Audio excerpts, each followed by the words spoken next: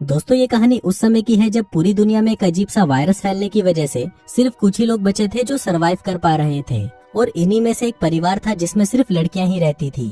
लेकिन इस परिवार की जिंदगी तब बदल जाती है जब इनमें से एक लड़की एक अजनबी को अपने घर ले आती है। तो दोस्तों कहानी शुरू होती है और हमें कयामत के बाद की दुनिया को दिखाया जाता है। यहाँ पर हमें रेगिस्तान के बीच में बने एक ग्लास हाउस को दिखाया जाता है और ये एकमात्र ऐसी जगह है जहाँ अभी तक हरियाली बची है। इसके बाद हमें एक आदमी को इस ग्लास हाउस के पास आते हुए दिखाया जाता है जिसे जल्दी ही कोई गोली मार देता है। इसके बाद हम उस ग्लास हाउस के अंदर रहने वाले परिवार को देखते हैं जिनमें 3 बहनें रहती थी जिनका नाम अंडी मंडी संडी था। वो उस आदमी के शरीर को अंदर ले आती हैं, जिसके बाद वो उसके शरीर के सारे अंजर पंजर निकालकर बाकी के बचे सामान को अपने गार्डन में दफना देती हैं। इसके बाद हमें यहाँ पर उनके चूतिया भाई पप्पू पथरी को दिखाया जाता है जो कि यहाँ पर बैठा सोच रहा होता है कि मेरा दोस्त जोगिंदर जहरीला सही कहता था कि अभी भी वक्त है रशियन को बचा ले, नहीं तो अगर दुनिया खत्म हो गई तो कोई नहीं बचेगा। काश मैंने उस वक्त उसकी बात मान ली होती।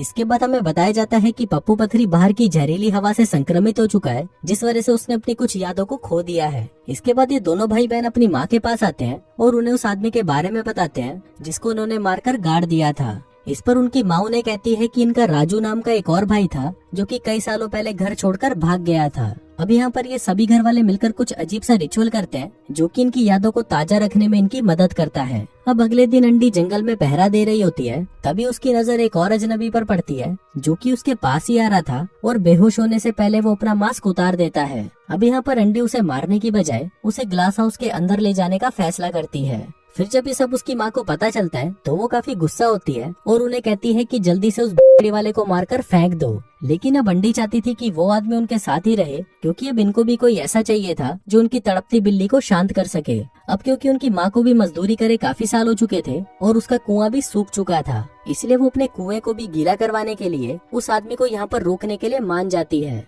इसके बाद इनकी माँ इन्हें बताती है कि घायल आदमी के पैरों पर टांके कैसे लगाए जाते हैं। फिर हम देखते हैं कि रात में पप्पू पथरी की माँ उसे बिस्तर से बांध दिया करती थी क्योंकि उसे रात को मजदूरी वाले सपने आते थे। लेकिन जब अगली सुबह पप्पू पथरी की आँख खुलती है तो वो ये देखकर हैरान हो जाता है कि रात को उसकी पिचकारी ने सारा पानी उसकी पैंट में ही छोड़ दिया। अब क्योंकि पप्पू पथरी का ये काम रोज का बन चुका था, इसलिए उसकी गीली चादरें साफ करते करते उसकी बहनें काफी परेशान हो चुकी थी। फिर अगली सुबह वो तीनों उस आदमी की पट्टियां बदलती हैं। जिस दौरान जब मंडी पानी लेने के लिए जाती है तो अंडी उस आदमी को घूरने लगती है क्योंकि उसने पहली बार इतने बड़े हथियार वाले किसी आदमी को देखा था। कुछ देर बाद उस आदमी को भी होश आ जाता है और वो उनसे पानी मांगता है। तभी अंडी उसे पानी देती है और उसे कोई भी चालाकी न करने को कहती है। वहीं जब माँ को पता चलता है कि वो आदमी जाग गया है तो वो उसके पास पूछताछ करने आती है। अब यहाँ पर उस आदमी को अपना नाम तो याद नहीं होता, लेकिन वो कहता है कि मैं शहर से आया हूँ। वो बताता है कि बाहर सब कुछ तबाह हो चुका है और ज्यादातर लोग अपनी याददाश्त खोकर पागल हो चुके हैं। अब पप्पू पथरी भी उस आदमी के आने से खुश नहीं था,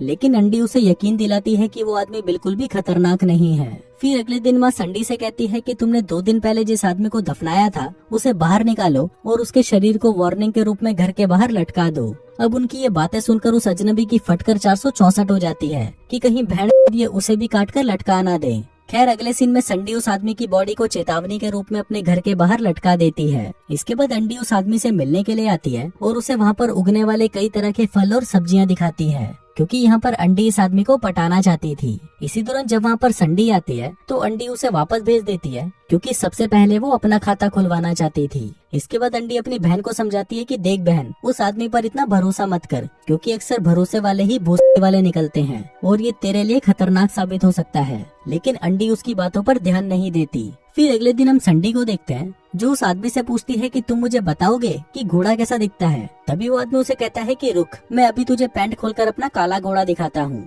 लेकिन फिर वो अपना मन बदल लेता है और उसे कहता है कि तुम मुझे चाकू ला कर दो, मैं तुम्हें लकड़ी का एक घोड़ा बनाकर दिखा दूंगा। तभी उसकी बात मानकर संडी बगीचे में जाकर अपनी बहनों से छुपते छुपाते एक चाकू उठा लाती है। फिर जब वो आदमी लकड़ी का घोड़ा बना रहा था तभी उसे पप्पू पथरी भी देख रहा था। इसके बाद वो आदमी पप्पू पथरी को सिखाता है कि घोड़े के टुकड़ों को कैसे जोड़ना है, जिस पर पप्पू पथरी भी वैसा ही करता है। लेकिन फिर वो ऐसा कर नहीं पाता तो वो गुस्से में वहाँ पर तोड़फोड़ करना शुरू कर देता है और कहता है कि बहन मुझसे नहीं होता ये सब बकवादी, मुझे तो बस बजाने के लिए एक रशियन दे दो। तभी अपने भाई का पागलपन देखकर अंडी उस आदमी को खोल देती है ताकि वो उसके भाई को कंट्रोल कर सके। तभी ये सब देखकर उसकी माँ को भी यकीन हो जाता है कि ये अजनबी उनके लिए खतरा नहीं है और इसलिए अब वो उसे भी अपने परिवार में आजादी से रहने देने का फैसला करती है। फिर अगले सीन में हम देखते हैं कि रात हो जाती है और वो आदमी अंडी से मिलने उसके कमरे में जाता है। यहाँ पर अंडी उसे राजू कहकर बुलाती है। इस पर वो आदमी कहता है कि नहीं, मैं राजू नहीं हो सकता, क्योंकि मैं तुमको अपनी बहन नहीं मानता और न ही मैं तुम्हारे लिए ऐसा महसूस करता हूँ। फिर अगले दिन अंडी उस आदमी को ब्रश लाने के लिए कहती है। इसके बाद जब वो ब्रश लेने जाता है तो वो वहाँ पर संडी को देखता है, जिसके हाथ में एक मेमोरी बॉक्स था। अब संडी यहाँ पर उस आदमी से काफी नाराज थी, क्योंकि उसने उसकी दोनों बहनों के साथ तो काफी समय बिता लिया था, लेकिन उस पर वो अभी तक थूका भी नहीं था। फिर अगले सीन में उनकी माँ उस अजनबी से मिलने के लिए आती है और उसे कहती है कि आदमी इतने शरीफ कभी नहीं होते, क्योंकि वो बहन के लिए हमसे कुछ न कुछ चाहते ही हैं, और मुझे लगता है कि तुम भी हमसे कुछ न कुछ चाहते हो। शायद तुम अंडी के साथ मजदूरी करके उसे प्रेग्नेंट करना चाहते हो। वो उसे कहती है कि तुम उसे बजा तो सकते हो, पर ये याद रखना कि अगर तुमने उसे बजाया तो तुम्हें मुझे भी बजाना पड़ेगा। फिर अगले दिन हम मंडी को देखते हैं, जो कि गार्डन में उस आदमी और अपनी बहन अंडी को दबा दबा कर मजदूरी करते हुए देखती है। अब उन्हें ऐसा करते हुए देख उसकी बिल्ली भी गीली होने लगती है और तभी उसे कुछ याद आता है। वो याद करती है कि उसने अंडी को अपने भाई राजू के साथ भी धुआंधार मजदूरी करते हुए देखा था, और यहीं से हमें पता चलता है कि अंडी उस आदमी का नाम राजू ही क्यों रखना चाहती थी। तभी मजदूरी करते समय जब उस आदमी की नजर मंडी पर पड़ती है तो वो वहाँ से भाग जाती है। फिर बाद में वो आदमी मंडी के पास आता है और उससे बात करने की कोशिश करता है, लेकिन यहाँ पर मंडी उसे धमकाने लगती है कि बड़ी के मैं तेरी सारी चालें समझ रही हूँ, पर ये याद रखना कि तू मुझे कभी नहीं बजा सकता। मंडी उसे बताती है कि अंडी पहले से ही दिमाग से पैदल है, इसलिए उसे कुछ फर्क नहीं पड़ता कि उसके खेत में कौन मजदूरी कर रहा है। फिर ये कहकर जब मंडी वहाँ से चली जाती है तो उस आदमी को वहाँ पर मंडी का वो बॉक्स मिलता है, जिसमें उसे उसका एक नेकलेस भी मिलता है। अभी देखकर उसे एक आइडिया आता है, वो उसका नेकलेस चुरा लेता है और सभी से कहता है कि उसे ये नेकलेस उसकी माँ ने बचपन में दिया था। अब उसकी ये हरकतें देखकर संडी भी समझ जाती है कि ये लोग जिसे भरोसे वाला समझ रहे हैं वो साला भोड़े वाला है। वो सभी से कहती है कि ये आदमी गद्दार है, लेकिन तभी अंडी उस आदमी का बचाव करते हुए कहती है कि मंडी तो इस आदमी से हमेशा जलती रहती है, क्योंकि वो उसकी लेना जो नहीं चाहता।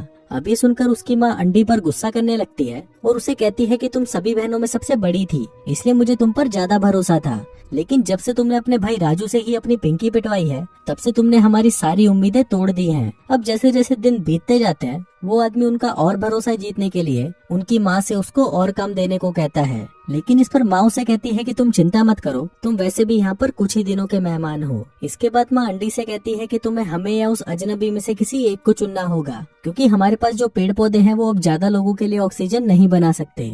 अभी सुनकर अंडी परेशान हो जाती है, क्योंकि वो उस आदमी को भी खोना नहीं चाहती थी, इसलिए वो उसे कहती है कि अगर तुम यहाँ से चले जाओगे तो मैं भी तुम्हारे साथ जाऊंगी। इसके बाद हम पप्पू पथरी को देखते हैं, जो कि मंडी के बिस्तर पर चढ़कर उसके साथ मजदूरी करने की कोशिश करता है, लेकिन तभी मंडी उसे रोक देती है, क्योंकि अभी उसका ये सब करने का मूड नहीं था। फिर जब इसके बारे में उस अजनबी को पता चलता है तो वो मंडी से कहता है कि तुम्हें अपने चूतिए भाई की देखभाल करने की कोई जरूरत नहीं है, क्योंकि उसे भी अपनी ठरक मिटाने का पूरा अधिकार है। फिर अगले दिन वो आदमी उनकी माँ से मिलने जाता है और उसे कहता है कि पप्पू पथरी चूतिया होता जा रहा है, कल ही उसने अपनी बहन को रगड़ने की कोशिश की, इसलिए तुम्हें मेरी जगह उसे बाहर भेजना चाहिए। लेकिन उसकी माँ अपने बेटे पर उस अजनबी से ज्यादा भरोसा करती थी, इसलिए वो उसकी बात नहीं मानती। फिर कुछ देर बाद रात हो जाती है और वो अजनबी फिर से उनकी माँ से मिलने आता है। उनकी माँ को लगता है कि शायद वो अपना हथियार पीछे से डालेगा, लेकिन तभी वो आदमी उसकी माँ को पकड़ लेता है और उसका गला घोटकर उसे मार डालता है। इसके बाद वो आदमी उसकी बॉडी को पप्पू पथरी के पास जाकर रख देता है, ताकि लोगों को ये लगे कि उसे पप्पू पथरी ने मारा है। लेकिन ये सब देखकर पप्पू पथरी डर जाता है और उस आदमी पर हमला कर देता है। तभी उनकी आवाज सुनकर सभी बहनें वहाँ पर पहुँच जाती हैं और ये जानकर रोने लगती है कि उनकी माँ मर चुकी है। फिर जब सभी लड़की अपनी माँ का फ्यूनरल कर रही होती हैं, तो इसी दौरान वो आदमी पप्पू पथरी को बांध देता है, जिसके बाद वो घर की खिड़कियाँ खोल देता है ताकि पप्पू पथरी अपनी सारी याददाश्त भूल जाए। वो उसे कहता है कि मैं तुम्हें ये याद रखने बिल्कुल नहीं दे सकता कि उस बुढ़िया को मैंने मारा है। फिर वो अजनबी उसे यहाँ पर ये भी बताता है कि मुझ पर इस वायरस का कोई असर नहीं होता, इसलिए मैं अपनी याददाश्त नहीं भूल सकता।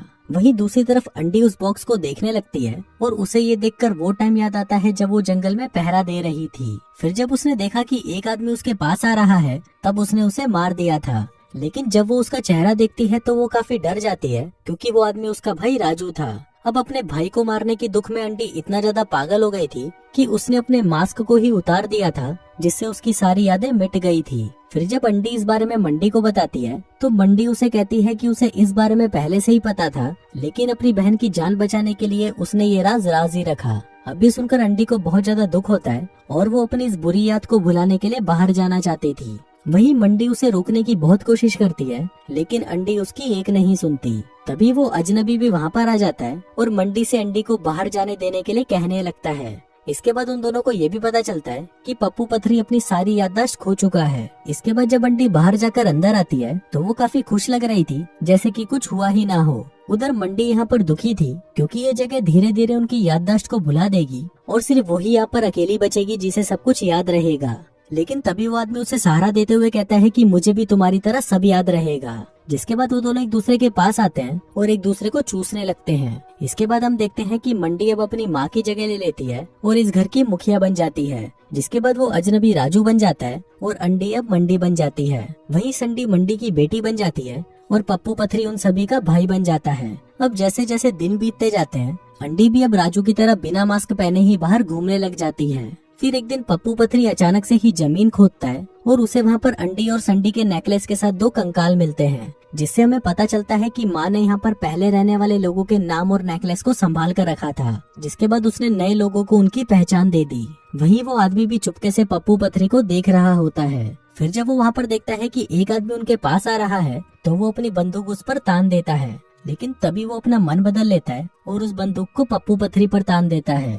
क्योंकि ये पप्पू पथरी का दिमाग सड़ चुका था, इसलिए अब वो उसे मारकर इस नए आदमी को पप्पू पथरी बनाना चाहता था। दरअसल दोस्तों, इस फैमिली का ये कॉन्सेप्ट था कि जो भी यहाँ पर अपनी याददाश्त को भुला देगा, उसे मारकर किसी नए इंसान को उसकी पहचान दे दी जाएगी। इसलिए ये जो फैमिली थी वो भी कोई असली फैमिली नहीं थी, क्योंकि यहाँ पर रहने वाले सभी लोग अलग अलग थे और उन्हें भी पुराने लोगों की पहचान दी गई थी। और इसी के साथ ही ये कहानी यहीं खत्म हो जाती है।